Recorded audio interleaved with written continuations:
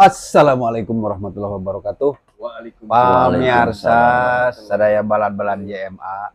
Alhamdulillah lanjut episode anu kamari panginten supados teu nyangkolong kana waktos kita langsung kana materi materi naon namina teh lanjutan. Iya, materi lanjutan. Episode kedua. Mohon episode kedua. Tapi tong hilap ngopi.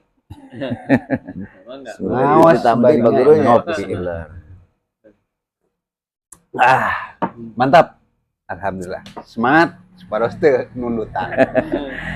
Mangga, Ustad, Lajeng, urang teu dugi ka naon kamari teh nya? Gelap. Upami teu lepatna masih perkawis pernikahan. Iya. Mung rada pernikahan anu rada bermasalah. Tah, kumaha Ustad upami kamari teh konsepna teh yang wanita yang baik-baik dengan laki-laki yang baik-baik, sementara ideana wanita yang pezina dengan laki pezina. Artinya yang tidak baik dengan yang tidak baik. Jadi gimana apple to apple. Tah, kumaha ayeuna upami kasus sanajan mungkin zaman ayeuna masih insyaallah. Nya eta tidak selevel. Lalaki na rada lain rada saya gitu maksud teh. Tidak ada sejarah seorang pezina misalnya. Bahkan dia mungkin seorang yang sangat religius. Tapi dia menghendaki atau menginginkan gitulah gitu. Menginginkan karena berbagai alasan, berbagai pertimbangan bari nikah kanu nyakitu teh mantan iya atanapi masih gitu tah. Mohon. Nyaman menawi tah. Janten intina mah panginten cinta mah beratnya. Cinta buta teh. Padahal kejana kedan dulu. Panginten insya Allah pembahasan teh faktualnya, tapi secara realita di masyarakat memang seringkali terjadi lah gitu. Insya Allah panginten. Hilap ieu time watch Hamdanillah wa syukron ala ni'amillah salatu wassalaman ala rasulillah Muhammadin abdillah ibni abdillah amma ba'du. Kurang lanjut karena pembahasan masih referensinya tafsir ayatil ahkam karangan Muhammad Ali As-Sobuni. Dina subahasan ya kajian tentang surah An-Nurnya dari ayat 1, 2 sampai 3. Bil khusus dina ayat ketiga kan firman Allah az-zani layan kihu illa zaniatan au musyrikatan. Seorang laki-laki pelacur tidaklah menikahi kecuali kepada wanita pelacur atau istri yang musyrik. Lalu kemudian wazaniyah, begitupun wanita pelacur layan kihuha tidaklah menikahinya illa zanin kecuali laki-laki pelacur au musyrikun. Nah di akhir ayat ada kalimat wa hurrima dzalik alal mu'minin, dan diharamkan hal yang demikian atas orang-orang yang beriman. Nah sejauh mana panginten pandangan para fuqaha ahli ilmu mengenai hukum pernikahan seorang laki-laki dengan zaniyah? Peryogi ditandaskeun pangintennya zaniyah di dieu teh jadi pelacur anu masih kan aktif benten kan upami mantan berarti apakah dia tobat? Motivasina tentu variatif gitu. Jadi tos koloting tad sadarna teh hoyong atau kusab tos naon namanya pasaran tos bisa janten kuprena teh berbagai faktornya. Apakah tos teu laku gitu, karena muncul anak-anak muda yang pasaran kalah, bisa jadi karena memang tobat. Cuman di dieu mah azania itu memang pelacur rumah aktif gitu. Masih aktif, masih laku gitu nya.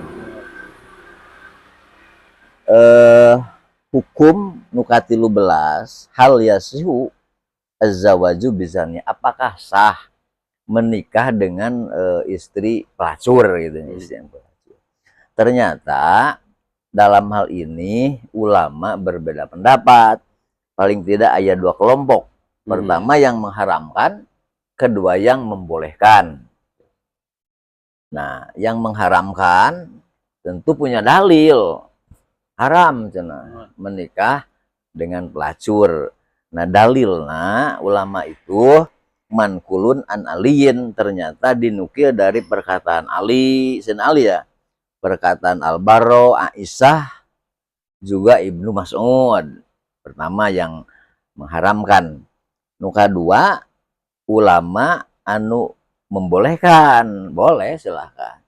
Nah, anu ngabolehkeun oge panginten punya dasar. Mankulun an Abi Bakrin, tadi mah dinukil dari Abu Bakar, dari Umar bin Khattab, dari Ibnu Abbas. Nah, ini pendapat dipegang oleh jumhur ulama, jumhur fuqaha, mayoritas. Jadi mayoritas fuqaha memegang pendapat yang kedua, boleh pilih gitu, dia mengalaman. Jadi pada milih nu mana? Wabihi qolal fuqaha ul arba'ah, kepada pendapat yang kedua ini maka berkata fuqaha arba'ah minal a'immatil mujtahidin, dan tawisna Imam Abu Hanifah, Imam Malik, Imam Syafi'i, Imam Ahmad bin Hambal berpegang pada fatwa yang kedua. Masing-masing punya dalil. Nah, nu kahiji pangintennya ulama anu berpegang karena keterangan bahwa hukum menikahi istri pelacur, yang pelacur itunya itu haram. Peryogi dijelaskan, hari nikahan mah sah, cuman pernikahan tersebut haram. Sebelum karena pembahasan anu berkaitan dengan temanya, jadi kan hukum asal nikah itu di antara ulama aya istilah berbeda. Pertama, ulama menghukumi bahwa nikah itu ibahah, boleh. Jadi jika tuang aleueut gitu atau mereka kawin pek teu bae. Mun urang tuang dina Quran geuning aya kulu wasrobu, pek meunang aranjeun tuang, pek meunang aranjeun minum, tapi perintah ini bermuatan hukum ibahah gitu. Nah, kedua, kelompok ulama anu menetapkan bahwa nikah itu mandub, disunahkan. Kalau mandub kan ta'rif mandub secara usul fikih berarti perintah yang guer jazim, yang tidak tegas. Jadi bahasa anu sepadan yang perintah yang tidak tegas itu bersifat anjuran gitu. Itu nadbun.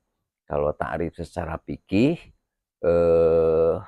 naon teh mayusabu fa'iluhu wala yu'aqabu tariku, sesuatu yang diganjar lamun jama migawe eta amangan teu dihukum lamun meninggalkan, itu tarif sunnah. Tapi hukum anu tadina diperselisihkan, yang satu hukum menikah itu sunnah, yang satu ibahah, ternyata hukum berubah. Karena apa? Karena ada faktor eksternal yang menjadi penyebab hukum nikah itu berubah. Nikah bisa jadi haram ketika seorang laki-laki sadar bahwa dirinya tidak mampu untuk menafkahi, tidak mampu untuk memenuhi kebutuhan biologis istri misalkan, punten bahasana misalkan punya kelainan, impoten misalkan, memaksakan nikah, bisa jadi haram. Kalau istri itu dari madorotnya, madarat. Yang kedua, nikah bisa jadi hukumna wajib. Nah, kersaha untuk seorang laki-laki penghasilan geus cukup, tapi khawatir ya. Sok micetan, micet non, WeChat, micet, pesan istri, aplikasi no. Nyala pokoknya mah seueur da. Jadi, nah, prostitusi online lah gitu intinya. Jadi hukum nikah bagi orang yang penghasilan cukup, pokoknya geus mapan we, tapi euleueur gitulah cek bahasa Sunda mah. Namun ka hareup ka jalur dua, jelema seueur. Jadi rawan, berarti wajib nikahna untuk menjaga perbuatan zina. Katilu, hukum nikah bisa jadi makruh. Keempat, bisa jadi ibahah. Kelima, bisa sunnah. Sunnah bagi laki-laki mampu ya. Seseorang itu mampu secara finansial, materi misalnya. Tapi ya bisa menjaga diri. Jadi nikah sebetulnya ke orang itu bahaya. Tapi takir tajami nikah teh hukumna sunnah. Makruh ya hukumna. Teu hayang kawin teh. Teu hayang kawin teh. Jadi teh sahwat gitu misalkan. Tapi orang tersebut sok aya gini nu dipaksa nya urang kawinkeun we sugan bener berak teh. Itu tuh lah-lahan gitu teh. Sok aya nu kukolot dah urang kawinkeun budak teh. Nya lalaki maksudna mah. Sugane bener geus rumah tangga mah. Itu sebetulnya nama berisiko. Nah, kelima hukum nikah itu bahah, artinya jangan keinginan lah, keinginan, dan sekedar punya keinginan syahwat gitu. Kembali karena persoalan anu nuju dibahas perkawis menikahi pelacur. Ternyata ulama anu berpegang karena haram menikahi zaniah itu mereka berpegang karena dohirna ayat nu ieu azani layan kihu illa zaniatan. Seorang pezina tidaklah menikahi kecuali kepada pelacur. Nah, iya nu janten landasanana. Pikeun ulama anu ngaharamkeun nikah sareng pelacur ieu landasanana. Nah, mereka berkata sesungguhnya ayat ini dohirna mah khobar. Betul tidak? Dohir ayat ini khobar, artinya berita. Kan kalam itu ada khobari, ada insai. Kalau khobari sekedar mengabarkan, ada larangan, ada perintah. Nah, tapi hakikat daripada ayat ini melarang. Coba kira, lelaki pezina tidaklah menikahi kecuali wanita yang pezina juga. Secara redaksi mah kabar, tapi makna melarang gitu yang artos deh. Oke, larangan itu bersifat tahrim, mengharamkan gitu. Nah, berpegang karena akhir ayat wa hurrima dzalik alal mukminin jeung diharamkeun gitu kalau kuan teh kajamin iman. Nah gitu. Kan pami situasinya gitu. Si pelacur teh ya pelacur pezina itu tetap dia mengaku sebagai seorang muslim. Cuma karena tadi ya ailoloba nama ekonomi naon lah cenah geuningan alasan teh gitu tah. Tapi dia sendiri dia itu muslim dalam pengertian dia bukan beragama lain bukan. Dan dia juga. Nah, terus ada orang tadi orang katakanlah pedandan anu bager punya motivasi bagus, mereka ngajait dari kubangan lumpur, ayah lagu, nah gitu gimana? Si perempuan tersebut misalkan sudah ada niat, nah dia terjerumus ke lembah itu karena ada beberapa faktor, satu ekonomi tadi tapi pengen teras anjena tinangtos anjena lagi pengen tegaduh caroge lah. Caroge menggaduh putra, bukan. Tapi pun tas niat misalkan hoyong abdi mun aya nu abdi bade liren. Seueur teh nu kitu seueur. Tapi aktifnya nih tadi disuruh Ustaz. Mohon. Tapi terus punya niatan nya pami aya bupati manu nikah ka abdi urang. Punten. Teh mau ka diwalar ku abdinya. Ya. Oke, bakal kawaler dina kasus yang terjadi zaman Rasulullah gitunya. Margi diantawisna aya sahabat sumping ka Rasul minta izin ya Rasulullah, abdi teh bogoh kasih anu anu dipika bogoh nanti ternyata sama pelacur. Nah, kumaha jawaban Rasul gitunya. Nah, kemudian ada perkataan dari Ali karramallahu wajhah. Nah, ieu janten landasan bikin pukoha anu ngaharamkeun perkawinan ka pelacurnya. Saurusna Ali, idza zan ar-rajul furriqa bainahu wa baina imroati. Apabila seorang laki-laki nu tos rumah tangga ya berzina, berarti lacurnya furriqa pisahkeun cenah eta laki jeung istrina. Di perkataan Ali yang menjadi landasan kalau ketahuan. Iya, kalau ketahuan atau ngaku. Jadi intinya esensinya dina perkataan Ali saking ku hati-hati terhadap pelacuran sehingga istri masolihah dipisahkeun. Artinya istri yang baik layakna jeung laki-laki baik gitunya. Ngerti? Begitupun cenah apabila perempuan lacur masuk ayahnya misalnya sepihak unggul pisahkeun nih suamina. Jadi itu layak. Itu misahkeunna saha? Nah, ieu bahasana furriqonya dimajhulkeun, dipisahkeun. Artinya kalau misalkan ketahuan apakah pihak anu berkaitan sareng keluarga misalkan. Jadi memang sanes urusan sultan imam urusanna usrohnya keluarga. Kudu ku kepala KUA. Sana ente ya. Nah, kemudian nu kadua. Jadi fuqaha ieu beristidlal artinya mencari dalil dengan kasus yang dialami oleh Marsad bin Abi Marsad. Nah, jadi Marsad bin Abi Marsad itu seorang sahabat Rasul, juga peristiwa yang dialami olehnya menjadi penyebab turunnya ayat ini. Azani layan kiu. Jadi asbabun nuzul. Nah, betul. Siapa Marsad? Marsad itu suatu hari beliau pergi ke Mekah. Tujuannya akan membawa tawanan perang dari Madinah yang ditawan oleh orang Quraisy. Nah, di Mekah, Pak Guru, penak sarang seorang istri namina anak ku ayin nun alif kau. Anak ini pelacur. Kebetulan sebelum Marsad hijrah ke Madinah itu teman, jadi teman dalam arti teman kecil, teman teman akrab. Spesial naon itu teman. Teman bogohna gitulah teman tapi mesra lah badannya.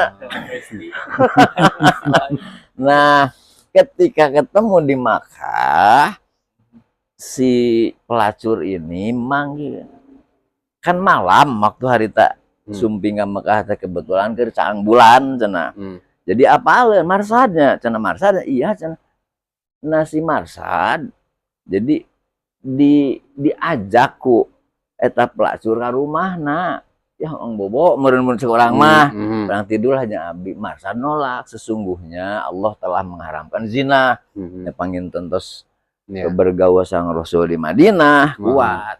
Nah, ketika sebetulnya di dalam hati Marsad itu punya kecintaan ke pelacur tersebut. Akhirnya ia pulang ke Madinah, lapor ke Rasul. Nah, bahasana yasta'dinun Nabi, memohon izin kepada Nabi fi zawaj min anak, untuk menikahi anak namina anak. Rasul dah menjawab.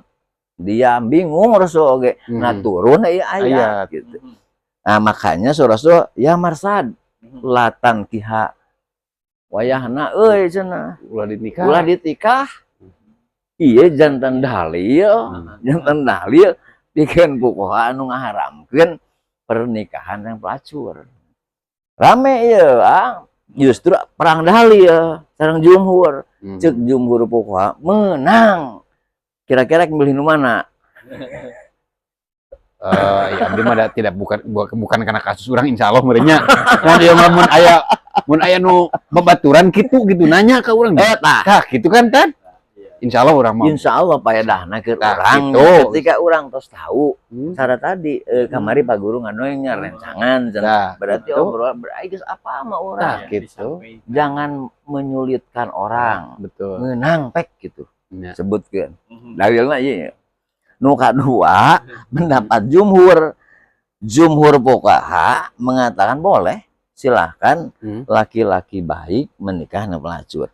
Nah, dalilnya satu hadis anu diriwayatkeun ku Siti Aisyah bahwa Rasul kantos ditaros tentang seorang laki-laki yang berzina dengan seorang perempuan. Nah, lalu wa aroda ayyatajawaja. Kemudian si laki-laki tersebut hendak menikahinya, berarti masa levelnya level. Nah, tapi ya peryogi di naon teh dipegang kurang. Perkataan Rasul kieu awaluhu sifah wa akhirun nikah. Awalnya zina, akhirnya nikah. Berarti awalnya haram, akhirnya halal. Nah, lalu ayat perkataan menarik di Rasul ya. Wal haramu la yuharrimul halal. Sesuatu yang haram tidak mengharamkan halal. Sesuatu yang haram tidak serta merta mengharamkan halal.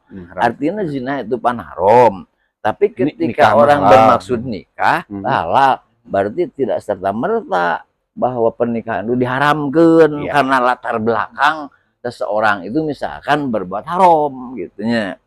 Nah, kedua, aya keterangan anu nyebatkeun ya masih sebetulnya masih sanada sareng keterangan tadi diriwayatkeun ti Ibnu Abbas.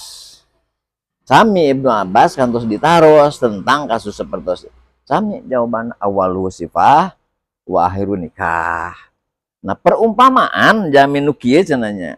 Jadi ibarat seorang rojul datang ke hiji kebon, taruhlah kebon korma, lalu memetik korma, artinya maling kan, haram. Datang anu bogana dibeli cenah ieu teh. Jadi metik ti heula bebeja pandeuri gitu. Nya murid teh geus sarua awe teh. Jadi naon teh digarap ti heula. Lalu kemudian gitu. Artinya kesimpulanana merenya bahwa pernikahan seorang laki-laki dengan seorang pelacur itu pendapat kedua mah jawaz boleh gitu. Itu panginten. Nah, terakhir ya. Jadi jumhur fuqaha mentakwil ayat itu tadi azani layan kihu illa zaniatan, seorang pezina tidak layak menikahi kecuali kepada istri yang pezina.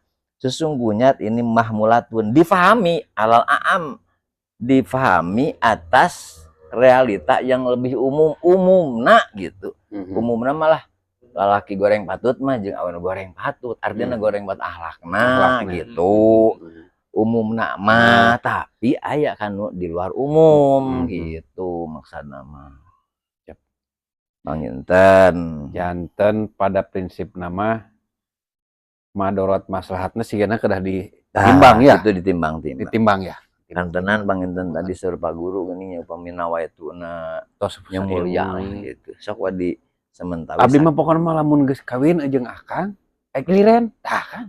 Rada ngebumburatan teh. Rada maksa eta teh ngaintimidasi gitu teh nya. Lamun teu cenah, aing teh mek tuluy we. Cik saya. Ari wangi teh.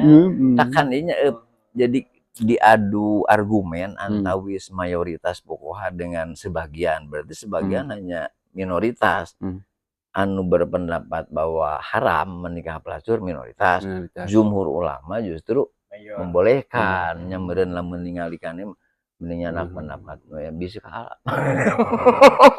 Nah gitu pemirsa, sebagian dari pencerahan dina episode anu ayeuna terus 20 menit. Gitulah. Biasa janten aya episode katilu. Da ieu seueur keneh gara-gara. Sakitu. Assalamualaikum warahmatullahi wabarakatuh.